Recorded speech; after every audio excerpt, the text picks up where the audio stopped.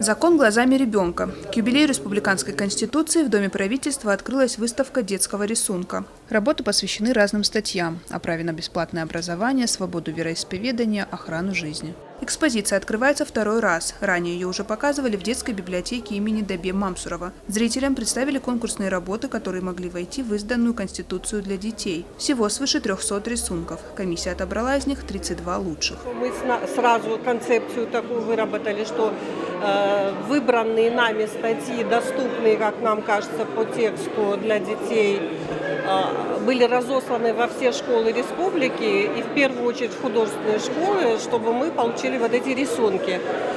Когда мы их получили спустя 2 месяца, потому что срок был обозначен и возраст был обозначен от 6 до 15 лет конкурсантам, мы получили такое количество рисунков, и такие яркие, и по композиции разные. Выставку открыл председатель Конституционного суда Северной Осетии Александр Цалиев. Он пожелал ребятам удачи и дальнейших успехов. В завершении праздника школьники выпустили в небо шары цветов национального флага – по 20 красных, желтых и белых, по количеству лет Конституции.